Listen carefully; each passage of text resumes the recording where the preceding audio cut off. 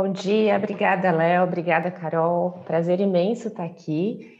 Então, tenho um currículo grande, de muito peso aqui comigo hoje. Eu vou ler os currículos dos meus colegas painelistas.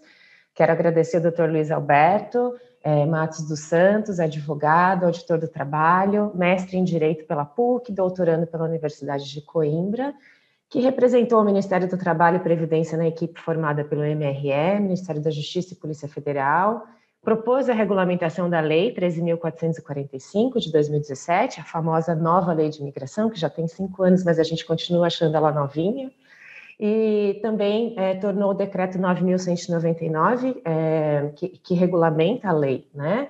Ele foi secretário executivo do CNIG, o Conselho Nacional de Imigração, e ex-coordenador geral de Imigração Laboral, atual conselheiro titular, representante do Ministério do Trabalho e Previdência do CNIG e efetivamente um respeitável especialista em imigração, ninguém tem dúvida disso.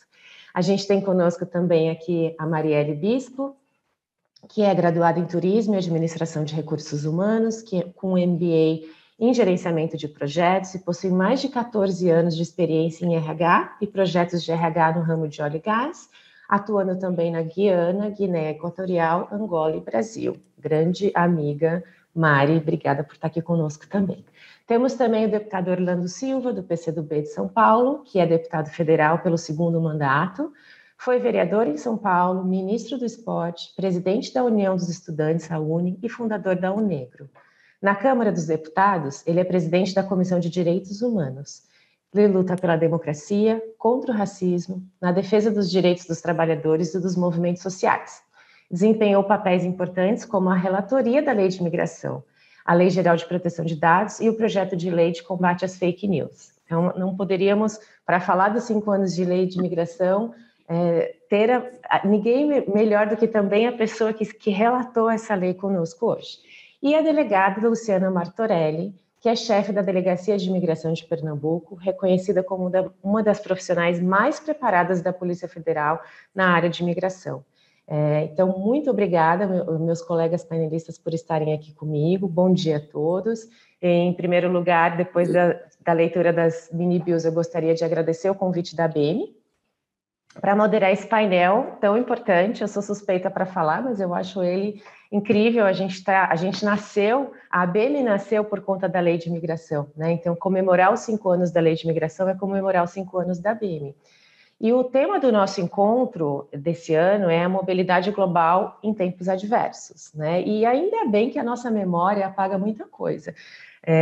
Ficam as boas memórias, o café no Otávio, como a Dani colocou, a união do mercado, mas a chegada da nova lei, ela foi bastante tumultuada, né? Ela foi muito esperada e muito bem recebida pelo mercado, pelos prestadores, pelo mercado como um todo, mas a sua implementação foi um tanto conturbada. Quem viveu esses 5 anos sabe que não foram fáceis, né? Principalmente porque depois de 37 anos do Estatuto do Estrangeiro, a nova lei foi aprovada em maio de 2017 e teve um prazo de 180 dias para ser regulamentada. Uma lei dessa magnitude, que mudava o espírito da lei anterior, só teve 6 meses para ser regulamentada. Nós tivemos o decreto que regulamentava em vigor no dia que a lei já estava em vigor, né? Publicado no dia que a lei já estava em vigor. Então, foram tempos adversos, diferente de uma pandemia, diferente de uma guerra, mas também um grande desafio que nós vivemos aí, né?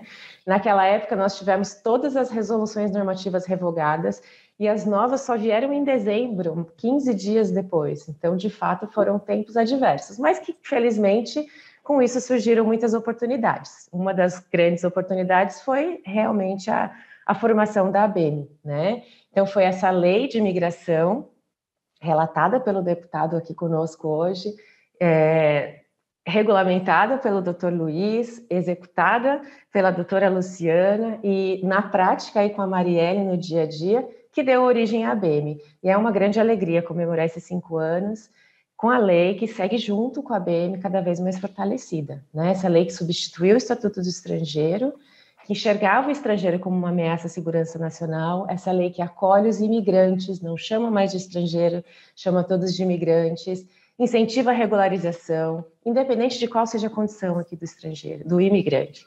Então, parabéns à Lei de Imigração pelos seus 5 anos de muita evolução e parabéns à BEME. E aí a gente aprende na escola que para você entender o presente, você precisa estudar a história. E também você se prepara para o futuro quando você entende a história. Então, hoje a gente vai ver um pouquinho disso, a gente vai entender um pouquinho dessa história da Lei de Imigração, para entender o que nós estamos vivendo hoje e nos preparar para o futuro. O que nos espera, quais são as suas perspectivas, né? O que está na teoria ainda, o que já está em prática, o que está na teoria vai entrar em prática, quais são os avanços que nós já conquistamos e como superar esses desafios que nós sabemos que nós continuamos vivendo. Então, com isso, a gente vai olhar um pouquinho da história, começando com o deputado Orlando Silva. Deputado, muito obrigada pela sua presença. Eu gostaria de já começar com uma pergunta, se o senhor não se importa, até porque o nosso tempo é bastante curto e queremos aproveitar o máximo da sua presença aqui conosco. Deputado, a Lei de Imigração ela foi sancionada em maio de 2017, né? Mas nós vivenciamos aí, nós que temos aí anos de imigração, vivenciamos diversos outros projetos que tramitaram por muitos anos para substituir o Estatuto do Estrangeiro. Até que a gente chegou no projeto do senador Aloysio Nunes, em 2015, Aloysio Nunes, do qual o senhor foi designado como relator, né, que tramitou aí por 2 anos até a publicação da nova Lei de Imigração. Então, eu gostaria de saber um pouquinho, deputado, como é essa experiência de relatar uma nova lei que muda o espírito da lei anterior, e pensando também nessa demora legislativa, essas leis que tramitam, projetos de leis que tramitam por anos, como que o Congresso pode otimizar esse processo legislativo para acompanhar as demandas do mercado, para que a gente garanta que uma lei já não nasça velha? Bom dia, Diana. Você me ouve? Sim, perfeitamente, deputado. Obrigada. Bom dia.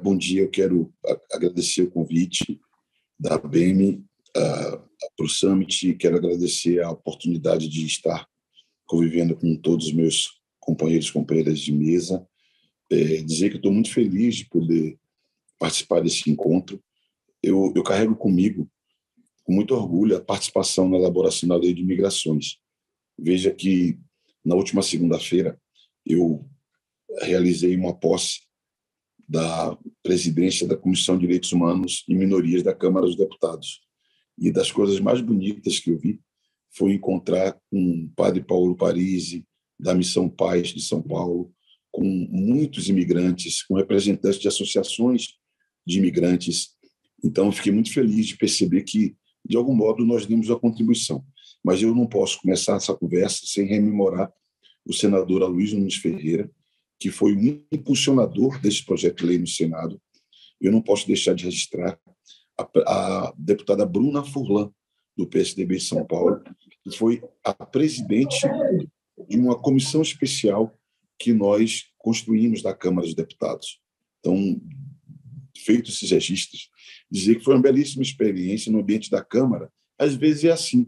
Eu, por exemplo, Diana, estou num grupo que está debatendo o Código de Processo Penal, que ele está na Câmara dos Deputados há 10 anos. Porque é um tema complexo, um tema delicado, um tema que exige muito cuidado, muito rigor. E, por vezes, você não tem uma confluência de fatores que permite acelerar a tramitação. Na minha percepção, 2 anos de tramitação na Câmara dos Deputados, eu diria até que foi um prazo breve, levando em conta as necessidades que nós tínhamos de encontrar uma solução para um tema sensível, que é o tema da migração. Você já colocou muito bem, o Estatuto do Estrangeiro era uma legislação datada, que tinha a ver com uma determinada conjuntura internacional. E se nós observarmos, dos anos 80 à década passada, houve uma mudança muito, muito intensa no ambiente internacional, no quadro internacional, e uma mudança muito intensa no quadro brasileiro. Se nós tivermos como referência, na década de 70, a movimentação internacional, a migração internacional, ela envolvia perto de 2,3% do total da população. Para ter uma ordem de grandeza, 2,3% do total da população circulava na forma de migração pelo mundo. Na década em 2020, no ano 2020, o que era 2,3 passou a ser 3,6. Um incremento gigantesco, né? Nós tivemos quase 300 milhões de pessoas em migração no ano 2020. E olha que é um ano diferente, que é um ano já impactado sobre a pandemia. Mas é o dado mais atualizado que eu tenho, para demonstrar de que o fluxo migratório acontece por vários fatores econômicos, a redução de barreiras tarifárias, de barreiras de circulação, desenvolvimento tecnológico, facilidade do transporte, um conjunto de mecanismos, para não falar nas migrações forçadas, que é triste, é infeliz, mas ainda hoje nós vivemos em determinados continentes, né? Poderia falar do Oriente Médio, poderia falar da África, poderia falar da América do Sul, nós temos fluxos de migração forçada, alguns deles que chegam à Europa, né? E que, digamos assim, é triste, mas é parte da nossa vida. E é preciso encontrar normas nos países que deem conta de permitir o que foi a grande novidade da lei de migrações, permitir a migração como direito humano. Eu diria que essa é a essência da diferença da norma anterior do Brasil, chamado Estatuto do Estrangeiro, para a lei de imigração. É a migração como direito humano. E é curioso que no debate que a gente fez na Câmara, ainda tinha certo estorno de xenofobia aqui e acolá. Aparecia isso. A ideia de que abriríamos as fronteiras, um país que já tinha dificuldades de emprego, para que, aspas, estrangeiros viessem ocupar nossos empregos, isso está registrado nos anais da Câmara dos Deputados, na sessão em que nós aprovamos o texto. Então, aqui e acolá, essa lógica também aparece. Eu lembro que, até num tom de quase brincadeira, num tom de ironia, eu resgatava nos debates que fizemos de que a migração existe desde que o mundo é mundo, né? A diferença é que nós tínhamos que criar um ambiente para receber e incorporar essas pessoas que pagam impostos, desenvolvem o país, produzem, né? Então, são muito ativos para o desenvolvimento nacional. E, no caso do Brasil, em especial, nós somos uma nação nova, ou, para usar a expressão do professor Darcy Ribeiro, somos uma civilização nova, e civilização que existe graças aos fluxos migratórios. Claro que nós somos tributários dos povos originais, sempre, os povos originais que aqui os portugueses encontraram, mas foram os africanos, os europeus, os asiáticos depois, enfim, todas as possibilidades que nós tivemos de chegada para a nossa formação social, histórica, cultural, que faz do Brasil uma nação distinta com todos seus ganhos e seus limites, né? Uma nação que é miscigenada, e isso traz uma série de características próprias para a nossa cultura e para o nosso povo. Uma nação que é marcada pela tolerância, sim, apesar das desigualdades. É indiscutível que nós conseguimos ter um convívio um pouco melhor do que outros lugares, né? A noção de gueto no Brasil não se criou. E nós temos que lutar para que nós possamos diminuir cada vez mais as desigualdades, que, sobretudo, não há o gueto formal, étnico, racial, cultural, religioso, mas tem umas distinções econômicas que são muito importantes de serem superadas. E eu estou dizendo isso porque mudança no plano internacional, mudança no plano do Brasil. Na última década, Diana, você sabe, na última década, nós recebemos mais de 1 milhão de imigrantes no Brasil. Isso tem a ver, inclusive, com uma fase, na década anterior, em que o Brasil aparecia no mundo como uma economia em evolução. E sempre será assim. Onde há um polo dinâmico da economia, haverá quem busque se achegar, haverá quem busque encontrar um caminho. E nós tivemos essa sinalização. Claro que os fluxos sempre têm muitos fatores. Eu recordo, quando da votação, havia um fluxo intenso de haitianos, e esse fluxo tinha a ver com um drama que aquele país vivia, com até a presença da MINUSTAH, que era uma presença um pouco diferente das outras experiências de missão de paz, e o Brasil acabava sendo uma determinada referência.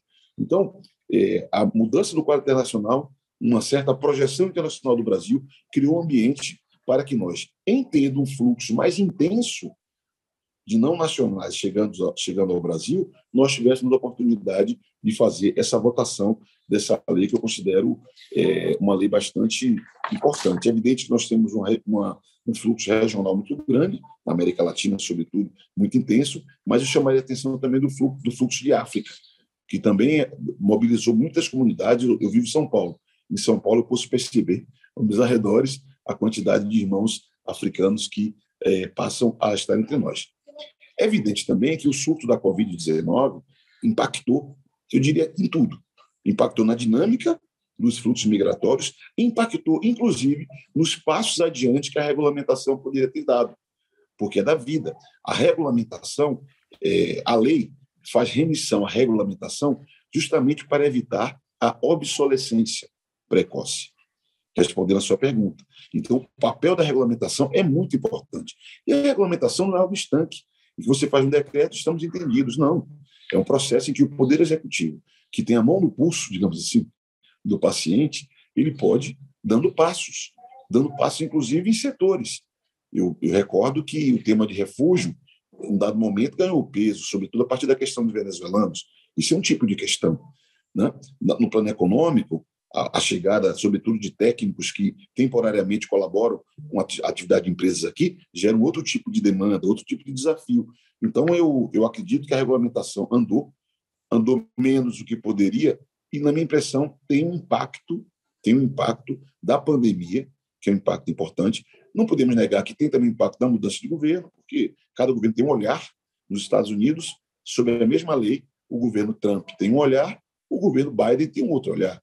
Isso é a circunstância da política. Quem escolhe os governos é o povo brasileiro, democraticamente. Ao fazer escolhas, essas escolhas repercutem em todos os planos da vida. E o ambiente da migração não é diferente. Também aqui, eu não tenho a menor dúvida que é um olhar distinto do olhar que havia anteriormente, mas eu acredito que nós temos que avançar no próximo período. Há, na minha opinião, um problema importante que diz respeito à regularização de muitos migrantes que ainda estão irregular no Brasil. Eu imagino que estamos às centenas de milhares de imigrantes em condição irregular, indocumentados, muitos deles. Nós tivemos, o presidente Temer vetou um artigo que previa uma anistia na lei. Na minha opinião, foi um erro. Eu falei isso para ele. Falei por quê? Fernando Henrique Cardoso, como presidente, fez uma anistia que deu chance para a regularização de muitos imigrantes. O presidente Lula fez uma anistia e está no momento de fazermos a outra anistia. Tanto por isso que tem um projeto de lei que, nesse instante, está na Comissão de Constituição e Justiça, de minha autoria, de relatoria do deputado Marcelo Freitas, do PL de Minas Gerais, que prevê abrir uma anistia para que nós possamos avançar na regulamentação dessas pessoas, na documentação dessas pessoas. Eu, pessoalmente, não compreendo. Estive numa oportunidade, numa reunião, numa audiência pública, agora já não sei bem, com a doutora Luciana. Eu não compreendo as razões do governo de se opor a uma anistia para regulamentar essas pessoas. A ideia de que ameaça a segurança nacional não faz nenhum sentido. As pessoas estão no Brasil, as pessoas vivem no Brasil, então é necessário que nós possamos incorporá-las à vida econômica e social do país. Então, esse é um desafio para nós importante, a regulamentação dos que estão aqui irregularmente, que a impressão que eu tenho compõe um contingente relevante. As duas anistias feitas anteriormente não deram conta de regularizar os que aqui estavam, porque são muitos os fatores que definem, inclusive econômicos, a opção pela regularização. Mas eu creio que esse é um desafio importante que nós temos para o próximo período. E, ao mesmo tempo, uma lei que tem 22 princípios e diretrizes, evidentemente que ela pode ser ajustada, aperfeiçoada, como falei aqui, pela regulamentação. E diria que, para concluir, o desafio da incorporação econômica das populações segue sendo um desafio importante. Vou dar um dado da vida, né?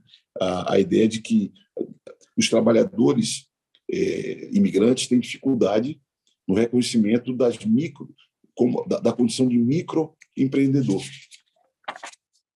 Os que conseguem são incorporados formalmente com carteira assinada, mas a notícia que eu tenho é que há dificuldade de reconhecimento da condição de microempreendedor individual, que é um caminho, por exemplo, que incorpora muita gente na atividade econômica do Brasil. Então, estou dando exemplo de uma barreira, de um obstáculo que muitas vezes aparece.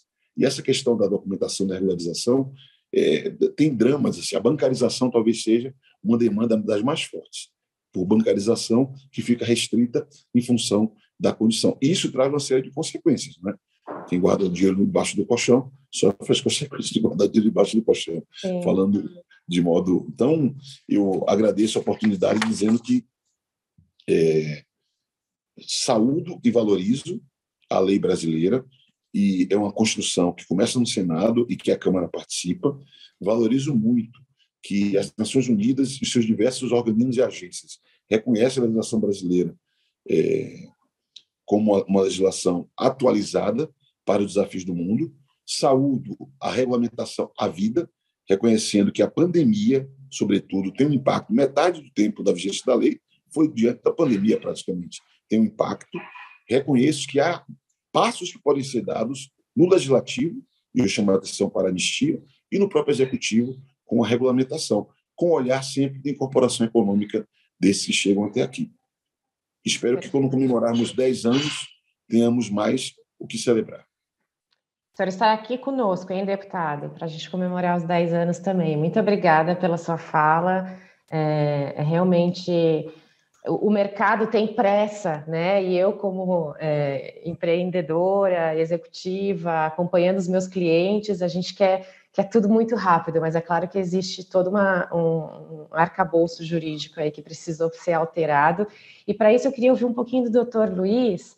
Afinal, o doutor Luiz está lá sentado fielmente no CENIG, felizmente mais uma vez.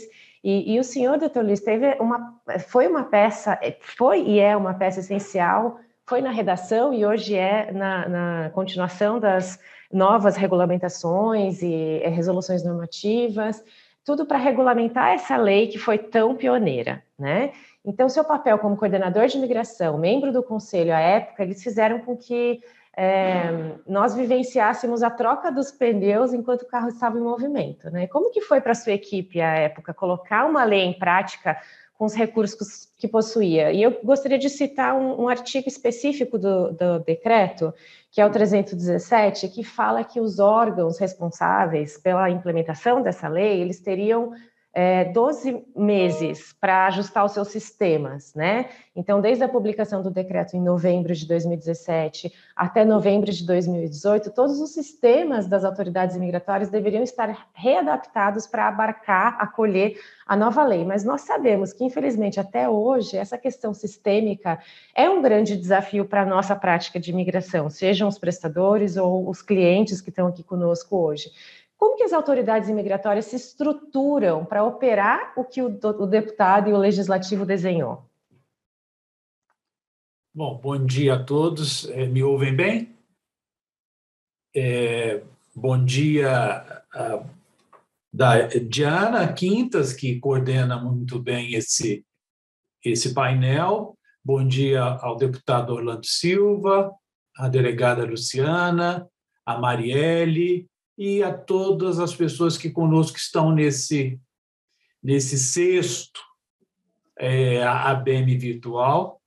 É interessante notar que, quando a lei estava prestes a ser sancionada, Marta, vocês nos procuravam lá na Coordenação Geral de Imigração, preocupadas em contribuir com o momento da regulamentação da lei.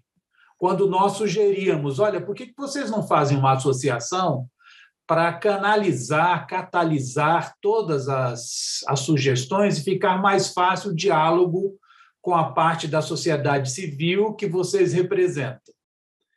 Vocês compraram a ideia e achavam que a ABM ela teria um prazo de validade, né?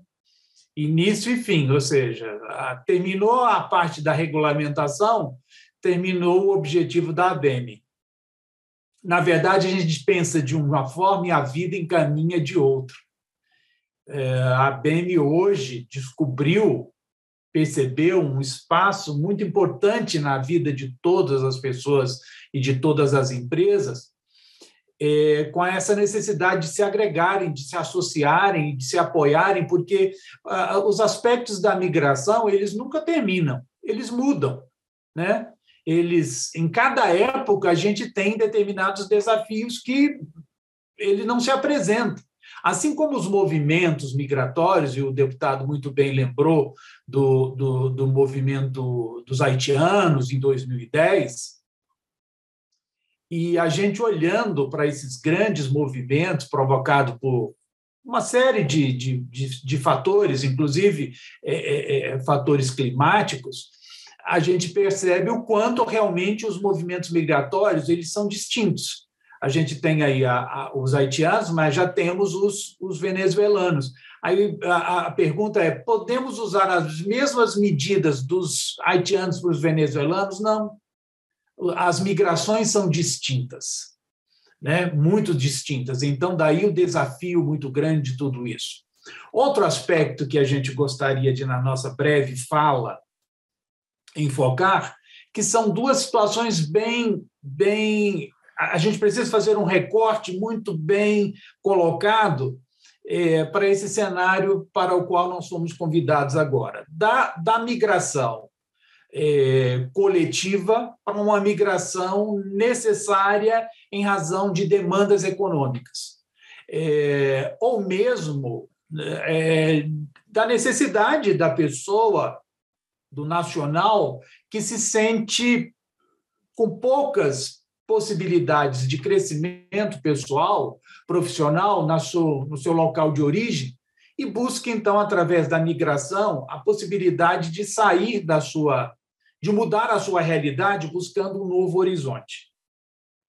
Neste aspecto, o Conselho Nacional de Imigração sempre, desde o seu nascedouro, foi lá em 1980, junto com a antiga lei do Estatuto do Estrangeiro, e durante longos anos conseguiu dar respostas para esses desafios, porque a lei ela já nasceu, a 8.115, ela já nasceu anacrônica e ela sempre foi moribunda.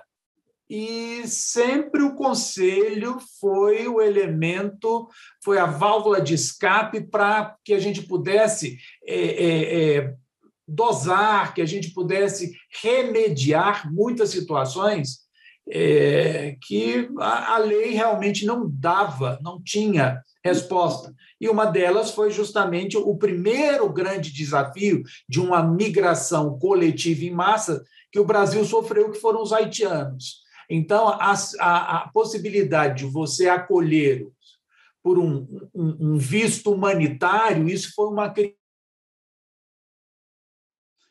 Agora, neste processo de um novo marco regulatório para as migrações, que isso veio com a Lei 13.445 de 2017, isso era um anseio muito grande da sociedade e de todos que lidam dentro do processo de imigração.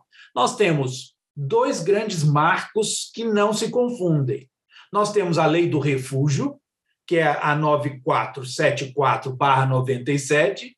Essas situações, como o movimento migratório agora em massa dos venezuelanos, foi considerado uma situação classificada, caracterizada como de refúgio, diferentemente do foco que a Lei 13.445 traz, que é da migração como um todo, mas da migração mais estimulada, mais necessária, mais essencial e uma migração considerada, por vezes, estratégica para o país, que é justamente mão de obra disputada no mercado internacional, que fazem a diferença para qualquer país receber esses migrantes. Então, no caso aqui da ABEME, dos seus congregados, dos seus associados, nós estamos falando basicamente desta migração e dos desafios que é essa mobilidade global em tempos adversos. A própria pandemia, por incrível que pareça, na medida que ela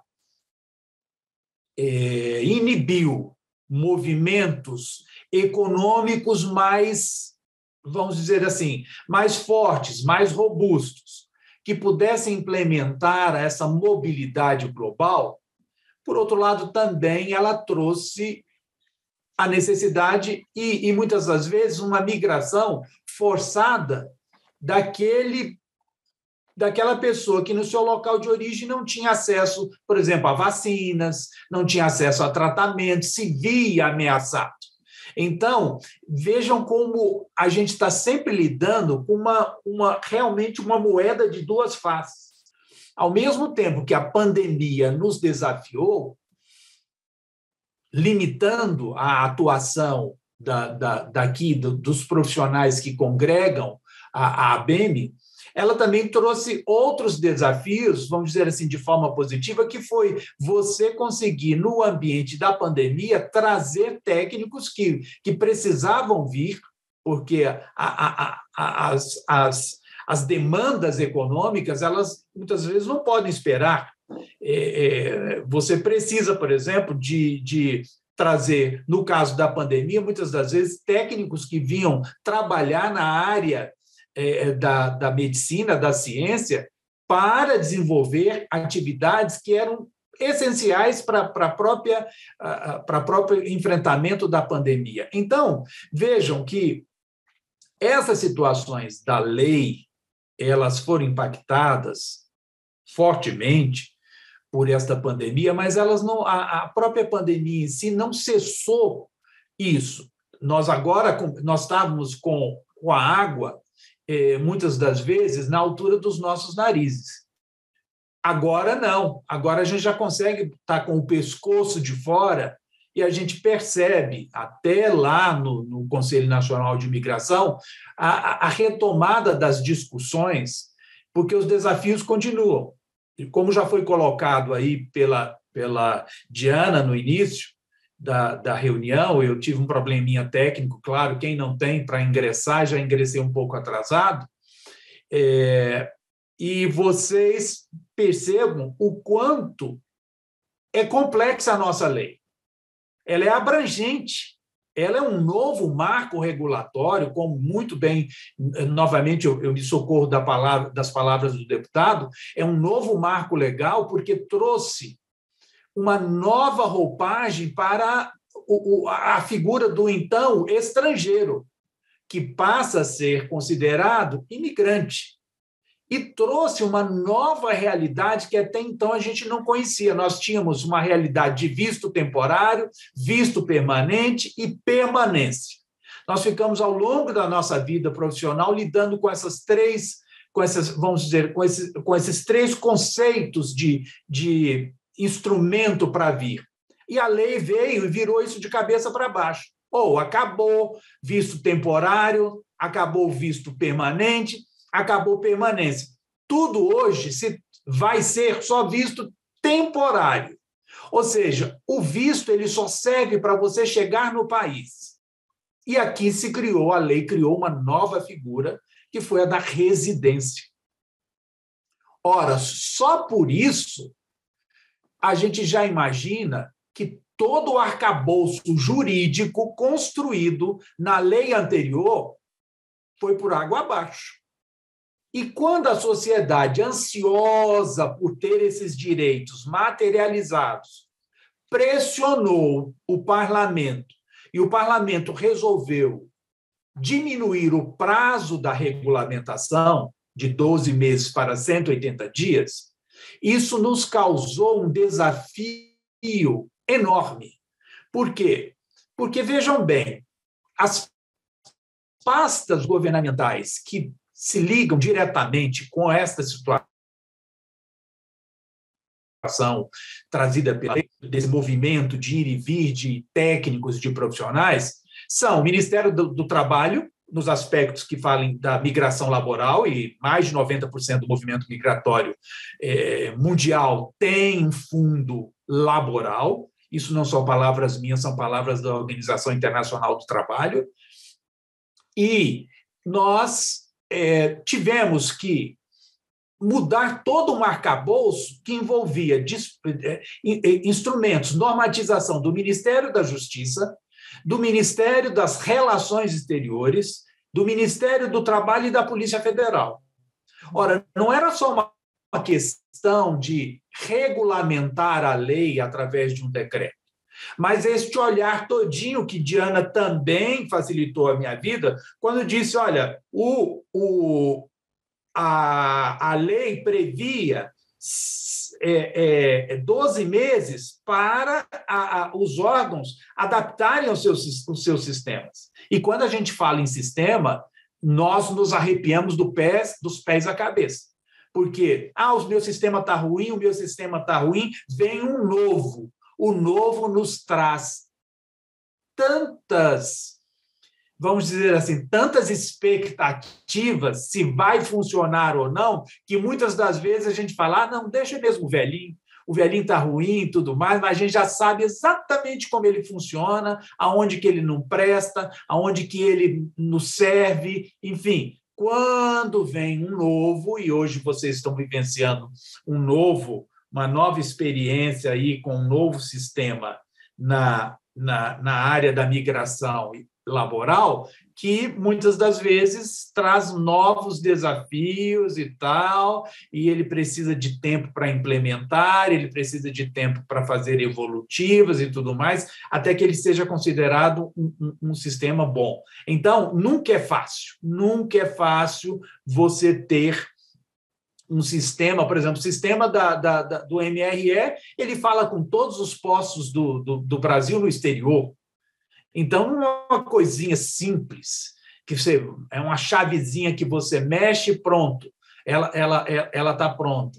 A própria Polícia Federal, muitas instruções normativas que precisavam ser traduzidas para uma nova vestimenta, porque a lei mudou por completo. Então, isso leva tempo, o treinamento também de pessoal, tudo isso foi um desafio que, infelizmente, quando houve um encurtamento deste processo, nós tivemos, na verdade, 4 meses para regulamentar e deixar 2 meses para a Casa Civil analisar a nossa proposta de regulamentação para conseguir, no apagar das luzes, no dia que a lei entrava em vigência, também entrou o decreto, de forma que foi muito apertado. Se vocês me dissessem assim, qual foi a grande experiência profissional da sua vida, eu diria, foi esse período da regulamentação da lei, porque nós nos encontrávamos, a equipe, né, envolvida nisso aí, nós nos encontrávamos de 3 a 4 vezes por semana só dedicado a isso. Nós não fazíamos outra coisa dos nossos afazeres a não ser isso. Então, Diana, e respondendo e já te devolvendo a palavra, muita coisa nós conseguimos realizar nesse breve espaço de tempo. Mas outras ficaram ainda como desafio para que a gente possa regulamentar. Então, se a gente for analisar, tem muitos pontos da lei que a gente ainda precisa ter um tempo para nós nos debruçarmos sobre ele e darmos uma resposta que a sociedade, que vocês aí necessitam para o exercício do dia a dia. Então, e à medida que você vai construindo coisas, você vai percebendo também as respostas, muitas das vezes contrárias ao objetivo daquelas normas, que precisam ser revistas. Então, mais uma vez, também pegando carona no que você disse, é trocar o pneu do veículo em movimento. Muitas das vezes é refazer uma norma que, por um motivo ou outro, não atingiu o objetivo necessário e, ao mesmo tempo, regulamentar, normatizar aspectos da lei que ainda precisam de normatização, mas que, por um motivo ou outro, ainda não se materializaram. Então, e o Conselho Nacional de Imigração é o grande foro de discussão dessas situações, né? Sobretudo das propostas que tem aí. Agora mesmo nós temos uma resolução que está prestes a sair, que vai substituir a resolução 36, que é do investimento imobiliário.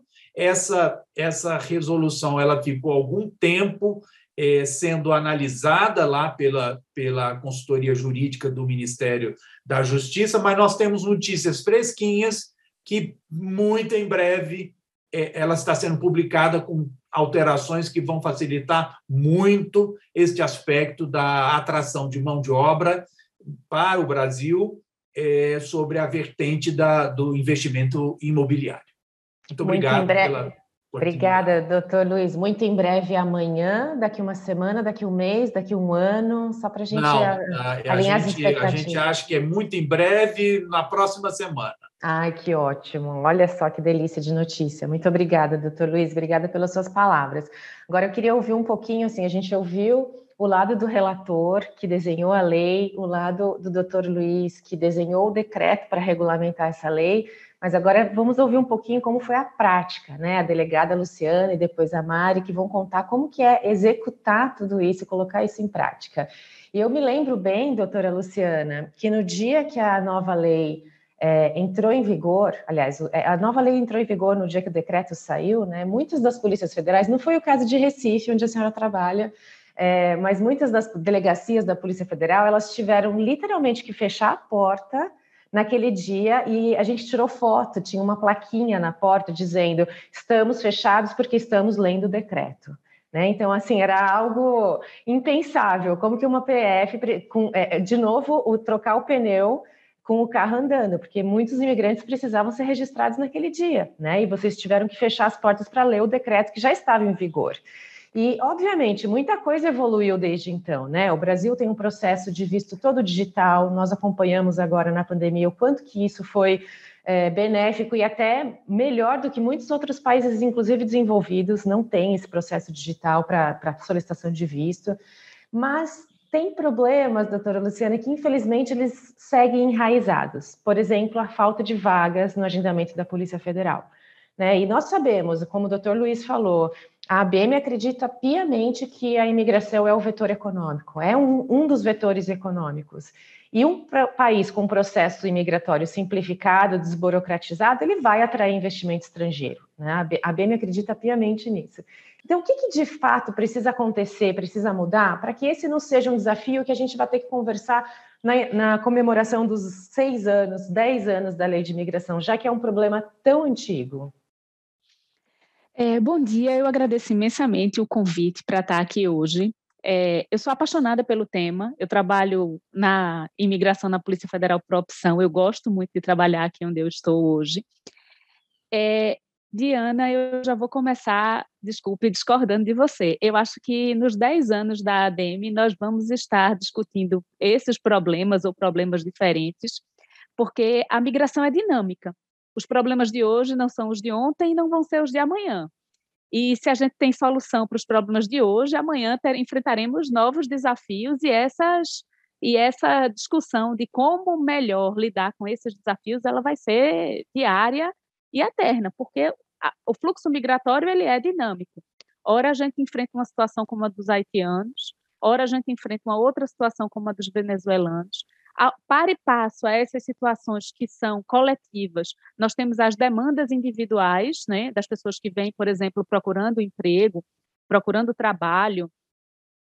A situação do refugiado é uma situação atípica, tem que ser tratada de uma forma diferente.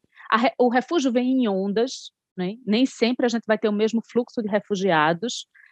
Já a migração laboral, ela também acontece em ondas, mas ela é mais estável. O processo de globalização é irreversível e nós vamos sempre lidar com a chegada de trabalhadores. Eu também acredito que o fluxo de pessoas movimenta a economia, é bom para o Brasil. Eu acredito, essa é uma convicção pessoal minha, que nós não somos um país de xenófobos, né? Eu acho que o Brasil é um país que foi construído na imigração.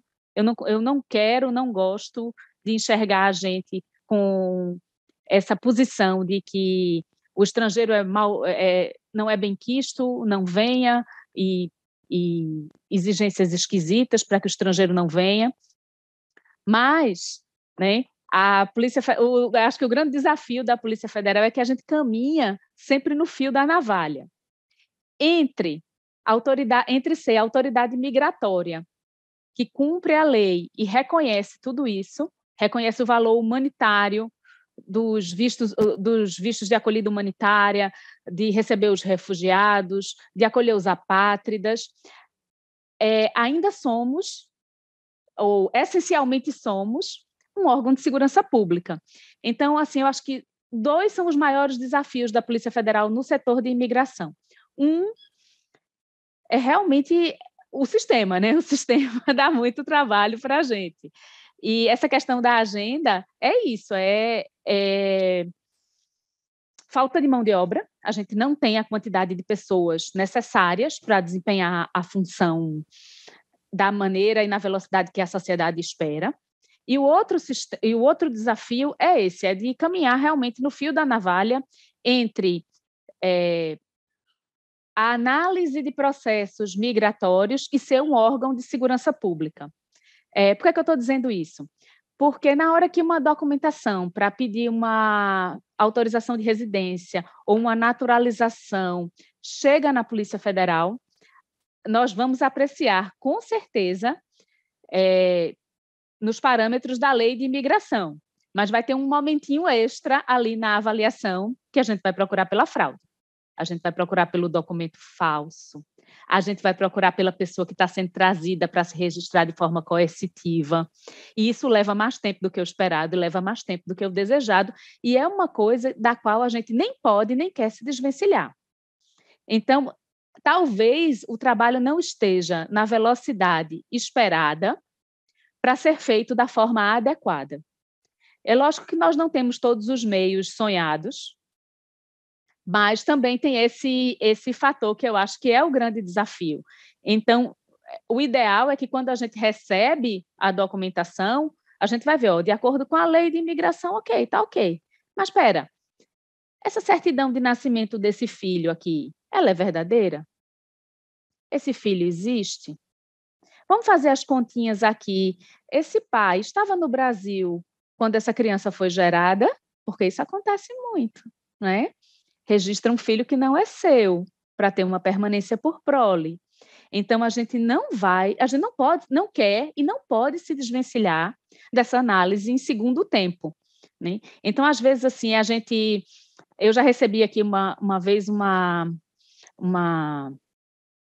pessoa que veio se queixar do seguinte, ela disse, olha, eu trabalho na empresa tal e eu vi acompanhando uma pessoa para se registrar aqui e tentei ajudar na hora do atendimento e o policial que atendeu mandou primeiro eu ficar calado e depois me mandou sair do recinto e eu não gostei.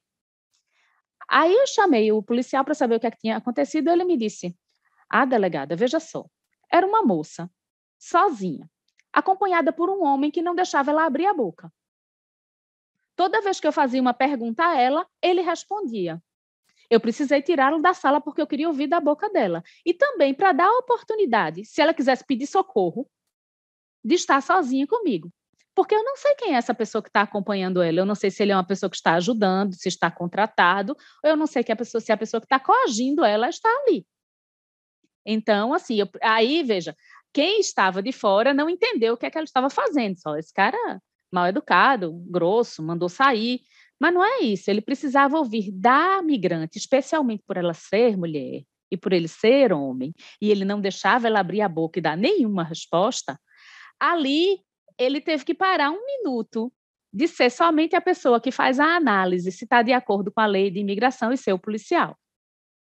Que queria, disse, a senhora está bem? A senhora está aqui por livre e espontânea vontade?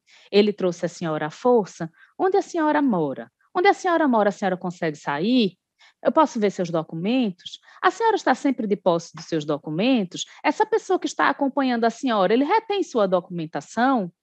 Então, veja, às vezes o atendimento demora porque isso é feito, e isso é feito porque precisa ser feito e a gente não vai abrir mão de fazer. É obrigação, é dever constitucional. Agora, quanto à questão realmente da vaga de agenda, a necessidade de mais vagas, ela varia, né? Essa questão de dificuldade de agendamento, ela não é homogênea no Brasil inteiro. Há lugares onde é mais fácil, há lugares onde é mais difícil. E aí a gente tem um problema de tempo. A sociedade quer andar num ritmo e num tempo, e a administração pública não está conseguindo caminhar junto, no mesmo tempo, no mesmo ritmo que a vida exige. É como se a gente estivesse no aeroporto e a Polícia Federal estivesse andando do lado de fora e a pessoa estivesse andando naquela esteira, né? A gente não vai... As pernas são curtas, por mais que a gente corra, a gente não vai conseguir dar essa velocidade. Agora, a gente trabalha todos os dias para que essa velocidade seja atingida. Eu costumo dizer às pessoas que trabalham comigo que, assim, atrás de cada requerimento tem uma história de vida. Ali é uma pessoa, não é um número, né? A pessoa precisa trabalhar, a pessoa precisa resolver a vida dela. Então, a gente trabalha com esse foco, sabendo que o que a gente faz ali tem impacto direto no dia a dia, na vida das pessoas. E a gente se esforça ao máximo para que o trabalho seja feito de forma segura, célere e, assim, o mais próximo da legalidade possível, né? Um outro problema que a gente encara todos os dias no atendimento é o seguinte: as pessoas vêm aqui em busca de seus registros e tal, e querem que a polícia dispense determinadas exigências que são legais, né? Eu não tenho o poder de dispensar. Aí me dizem, olha, mas essa exigência é um absurdo. Olha, é um absurdo para o senhor, mas está na lei e a gente tem que cumprir a lei. Então, todos os dias eu ouço assim, essa exigência não deveria ser feita. Mas veja, aqui onde eu estou, eu tenho que cumprir todas as exigências como elas estão postas. Não me cabe dispensar exigências, como também não me cabe inventar exigências que não existam, né? Isso é muito importante. E aí, isso vai para o campo da formulação. E aí a gente volta lá para o início, que a migração é dinâmica. De repente, um dispositivo legal que há 10 anos atendia, daqui a 10 anos não atende mais, e ao invés de ser um vetor de facilitação, ele vai ser um vetor de dificuldade, e a gente vai ter que se readaptar. Eu já trabalhava com migração quando foi feita a transição da lei passada para a nova lei, e foi muito difícil. Olha, foi difícil demais. Foi muito difícil, porque não só ter que aprender a nova lei e o novo decreto, mas foi difícil desconstruir uma mentalidade. Havia uma mentalidade formada ao redor daquela lei, que precisava ser desconstruída com a nova lei. A nova lei tem um espírito diferente da lei anterior. O migrante, ele não é mais um alienígena, ele não é mais um potencial ameaça ao Estado, como era no Estatuto do Estrangeiro. O migrante pode ser uma ameaça ao Estado? Pode. Como o nacional, também pode ser. Mas esse não é o espírito da lei, né? E também a mentalidade e a cultura da facilitação do registro. Eu acho, assim, eu sou convicta que o ideal é que as pessoas se registrem. O ideal é sabermos quem são os estrangeiros que estão no Brasil, onde estão, o que fazem, e para isso a gente precisa tirar dificuldades e tornar o processo o mais fácil, o mais célere, o mais objetivo possível, sem perder segurança. E é um desafio diário você fazer isso. E a gente, eu sei dessa história de que alguns locais fechou para ler a lei.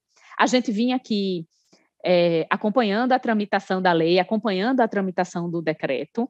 A gente não precisou fechar por conta da entrada em vigor da lei e do decreto, mas em algumas vezes a gente precisou fechar o atendimento justamente naquele período de adequem os sistemas. Uhum. Não deu tempo. Sim. Então, os sistemas entravam e saíam do ar e ficavam oscilando, e não havia uma contingência. Se o sistema sair do ar, faz assim. Aí depois as contingências foram criadas, e aí, mas assim, foi desafiador e continua sendo a cada evolutiva do sistema. Eu tenho uma visão de que, ainda assim, a gente tem muitos sistemas espalhados, o que dificulta. Então, tem o Sisconari, agora tem o Cisapatredia, e quanto mais sistemas espalhados você tem, mais dificulta, mas aí todos os dias a gente tenta vencer esse problema do sistema. E Sim. A questão da agenda, ela é tratada diariamente nas reuniões, e todos os dias a gente consulta um colega para saber se tem uma boa prática que a gente pode implementar, que está sendo feita num outro lugar, que acelere o atendimento. Eu acredito que o pulo do gato aí vai ser dado pela tecnologia, a gente vai começar a ter avanços tecnológicos ainda maiores que possibilitem a melhoria desse sistema de agenda. Antes da nova lei, sequer agenda nós tínhamos, né? Era chegar e ser atendido, aquilo horrível. Hoje em dia já tem pelo menos a agenda. Em alguns lugares ela não atende o fluxo, mas se trabalha todos os dias e às vezes quando a coisa está muito ruim se faz um mutirão e tenta melhorar. E eu acho que considerando o caráter evolutivo e dinâmico das migrações, a gente vai sempre tendo que se reinventar e fazer as coisas diferentes e para tentar prestar o serviço da melhor maneira possível. A ideia é essa, é que Perfeito. A gente consiga cada vez mais, cumprindo a lei, prestar um serviço de qualidade melhor. Doutora, muito obrigada. Acho que é realmente um exercício de empatia mútua, né? Porque também a gente, estando no mercado e acostumado com a dinâmica de multinacionais, às vezes a gente não se coloca no lugar para entender as dificuldades. É claro que esse público que está aqui de 600 empresas que se inscreveram, 600 pessoas, digamos aí, umas 400 empresas que se inscreveram, provavelmente não vivenciam essa preocupação da segurança, mas não tem como também vocês diferenciarem e, enfim, precisa ter esse controle interno que a gente às vezes não entende por que demora tanto, afinal é um executivo que veio para ser o presidente da empresa, por que precisa, né, entrar nessa mesma esse escrutínio, digamos assim, de análise, mas entender a dificuldade... Uma coisa, eu acho que a gente caminha para ter um fast track, né? Para ter, assim, algumas pessoas que vão conseguir passar por conta de perfil e tudo, mas não significa que aqui e ali a gente não vai precisar pensar alguém para fazer uma análise mais detida. Claro. Então, como assim? A gente entendeu o deputado e a dificuldade na Câmara, a gente entendeu o doutor Luiz Alberto, a dificuldade de fazer um decreto tão complexo em 4 meses, a sua dificuldade no dia a dia. Agora a gente vai ouvir um pouquinho as dificuldades do mercado, né? Os usuários mesmo que precisam usar essa lei. E eu queria ouvir um pouquinho da Marielle. Mari, a gente sabe que essa lei ela foi pioneira, foi comemorada na mídia internacional por ser de abertura, mas o que de fato mudou para você no seu dia a dia? O que da lei veio para facilitar e quais são os entraves, as dificuldades que você encontra até hoje? Vamos imaginar aqui que você encontrou uma lâmpada mágica. Na verdade, você encontrou 3 lâmpadas mágicas, tá? Você tem 3 gênios aqui, o que escreve, o que regulamenta e o que executa. O que você pediria para esses gênios das lâmpadas mágicas que melhoraria o seu dia a dia e faria com que você tivesse algo mais fluido aí dentro da mobilidade global? Bom dia a todos. Delegada Luciana, parabéns aí por esse trabalho investigativo. Eu acho que se eu não trabalhasse em International Mobility, eu faria um concurso com a BF para trabalhar nessa área. Eu acho super interessante e importante, né? Bem bacana esse trabalho. Eu vou começar aqui com alguns pontos da Polícia Federal, né? E a gente estava conversando sobre essa questão de dificuldade, de agenda. Só que se a gente olhar lá para trás, eu vou fazer alguns comentários que eu vou acabar entregando minha idade, mas... Se a gente olhar lá para trás, antigamente a gente tinha exatamente essa questão de não tinha agendamento, você chegava super cedo na Polícia Federal e eu geralmente falava para os meus expatriados, levem água, levem biscoito, levem um livro para ler, porque você não sabe que horas você vai sair de lá, né? Então, se a gente analisar o passado com agora, apesar da gente ainda ter muita dificuldade com agendamento em algumas delegacias, a gente consegue ter pelo menos o dia e a hora, e o expatriado não passa mais o dia inteiro lá, são 2, 3 horas no máximo de atendimento. Então, acho que isso melhorou significativamente. A questão do prazo de registro, né, que a gente tinha que fazer, por exemplo, um ponto super positivo também que aconteceu foi a mudança para os residentes, né, que eram os que moravam aqui no Brasil, e vinham com família, que a gente tinha que colocar em folha de pagamento, e aí tinha que fazer a data de admissão, a data da chegada do estrangeiro. O estrangeiro ficava 2, 3 meses sem receber salário, porque era o tempo que a gente tinha para poder ter toda a documentação. e agora a gente tem esse prazo de 30 dias para se organizar e trazer o estrangeiro e fazer a admissão, e com o Covid também facilitou muito a questão tecnológica, né, de CPF, carteira digital. Então, o E-Social também veio aí para ajudar bastante. No início, todo mundo com medo, mas acabou que no final ficou muito mais fácil trazer todos esses pontos. Mas eu também tenho ainda alguns pontos com relação à Polícia Federal, ao prazo de registro, por exemplo, de renovação de visto, que para a realidade de óleo e gás, por exemplo, que a gente tem não só estrangeiros que moram aqui no Brasil, mas também que vêm para trabalhar e passam 28 dias embarcados, 28 dias lá fora, quando a renovação é aprovada, às vezes a gente acaba no entrave dos 30 dias, ele passa dos 30 dias de registro porque ele está fora do país, e quando ele retorna, a gente acaba tendo que pagar uma multa por causa do atraso do registro, né? Então, isso ainda é um gargalo que a gente tenta administrar, mas nem sempre é possível. Pegando um pouco do gancho do doutor Luiz Alberto, que falou sobre o sistema, falou sobre a questão da lei, que ainda tem muito trabalho pela frente, ainda tem muita coisa para interpretar e implementar. De fato, mudanças de sistema nunca são fáceis. A gente, toda vez que ouve que a Polícia Federal vai mudar sistema, MJ vai mudar sistema, a gente fica tremendo tudo que, ai meu Deus, como é que vai ser, quanto tempo que vai demorar para funcionar. Que a gente sabe, internamente a gente muda o sistema e sabe que é o caos. Então, isso em qualquer lugar do mundo, né? Então, isso realmente impacta bastante na nossa programação, a gente tem que se antecipar o máximo possível, quando possível. Mas uma coisa, doutor Luiz Alberto, que a gente fica ainda muito receoso é com relação à interpretação durante a análise do processo de visto.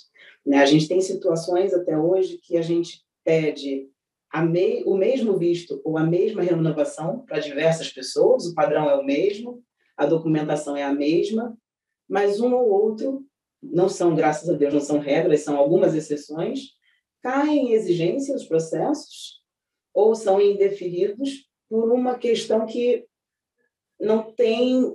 A gente, do lado de cá, a gente percebe que parece que é muito mais do entendimento do analista, da pessoa que está ali olhando e analisando o processo, do que, de fato, o que está escrito. Então, isso ainda é uma gray area, uma zona cinza para a gente, né? Principalmente, por exemplo, muitas empresas elas têm vários CNPJs. Então, eu tenho um funcionário que hoje está num CNPJ, amanhã ele pode estar num outro CNPJ da mesma empresa. Então, a gente faz a mudança de empregador, né? E na hora que a gente vai renovar o visto, a gente recebe um indeferimento, porque diz que, na verdade, a gente não podia ter feito uma renovação de visto, e sim um pedido de um visto novo, porque eles entendem como se fosse uma nova empresa, e não empresas que participam do mesmo grupo econômico, né? Então, a gente tenta entender onde que estamos pecando, se estamos pecando, para poder fazer os ajustes e não termos mais nenhum problema futuro. Então, isso é um gargalo aí que a gente ainda tem, né? Com relação a RNM, por exemplo, né, o protocolo de RNM, um dos gargalos que a gente tem e intensificou bastante durante a pandemia, durante o Covid, é que ele é todo em português, e aí muitas companhias aéreas não conseguem entender qual o prazo de validade daquele visto do estrangeiro. Eles olham o prazo de validade do RNM e falam, você não pode entrar no Brasil, você não tem visto válido, né? E aí, eu não sei, já indo para a onda do gênio da lâmpada, Diana, eu não sei se, de repente, a gente conseguiria ter um documento bilíngue, né, ou alguns campos em inglês e português para poder facilitar o entendimento dessas companhias aéreas na hora de trazer o estrangeiro para cá, entender que, sim, ele tem um protocolo que é válido, ele tem um visto válido, né, já que hoje em dia a gente não tem mais o carimbo de prazo de visto no passaporte. E aí, se a gente também pudesse ter, como, por exemplo, eu trabalho com a Holanda também, e a Holanda ela faz uma emissão dessa carteira, como se fosse um RNM deles, né, dos estrangeiros, em 5 dias. É uma emissão rápida. Super entendo que no passado, às vezes, demorava 1 ano e meio para a gente ter uma carteira de RNE, e que hoje em dia a gente tem aí dentro de 5, 6 meses a carteira de RNM, mas ainda é um prazo que impacta na vida do estrangeiro, ainda é um prazo longo, né? Então, realmente, se a gente tivesse a possibilidade de uma emissão mais rápida, como se fosse uma CNH, por exemplo, que em 5 dias está pronto, seria perfeito, né? Então, assim, os meus desejos, Diana, como mercado, né, de acordo com tudo que a gente conversa aí nos grupos do GDI, GADEX, ABRH, etc., seria realmente essa questão do protocolo, do RNM, seria também a facilitação da coleta do visto de urgência nos consulados ou embaixadas, porque, perfeito, a gente teve agora o visto de urgência, ele é analisado super rápido, maravilhoso. Só que quando a gente chega, o estrangeiro chega no consulado, na embaixada, para coletar o visto, demora 5 a 10 dias. E, por exemplo, eu venho da área de óleo e gás, então, se eu tiver um navio vazando óleo, 5, 10 dias de atraso da chegada desse estrangeiro causa um impacto gigante. Então, de repente, se a gente tivesse uma coleta mais rápida, especificamente para esses vistos de urgência, seria perfeito também. Acho que eu já fiz os meus 3 desejos aí do gênio. Eram só 3, hein, Mari? Não, cuidado. A lista é longa, a minha lista de perguntas também era enorme, infelizmente a gente não tem tempo, e a gente recebeu várias perguntas boas aqui no chat. Eu gostaria de pedir se o doutor Luiz e a doutora Luciana, o deputado teve que se ausentar, porque como presidente da Câmara dos Direitos Humanos ele tinha uma outra reunião às 10, mas se vocês aceitarem se comprometer a receber essas perguntas, no mínimo avaliá-las, né, se der para responder ainda melhor, para que a gente retorne também às associadas, porque realmente são perguntas de altíssimo nível e, infelizmente, para a gente respeitar os nossos próximos painelistas, a gente vai ter que encerrar sem conseguir entrar nas perguntas. Podemos nos comprometer a enviar para vocês e vocês olharem? Ótimo. Sim. Ótimo. Então, muito obrigada, foi uma conversa super gostosa, é uma pena que o tempo é curto, mas felizmente nós seguimos nos falando aí durante todo o ano, é claro que esse evento é uma vez por ano, mas a ABM está muito presente aí com seus clientes, com seus associados e obviamente com as autoridades, dia após dia, arduamente, muito contente com essa conexão que nós conseguimos criar. Quero agradecer imensamente ao Dr. Luiz pela presença de hoje, a delegada doutora Luciana, a Mari, agradecer também ao deputado que já saiu, mas contribuíram muito para essa história, para que a gente consiga agora olhar um pouquinho o que vem pela frente aí com as perspectivas nos próximos painéis. Obrigada.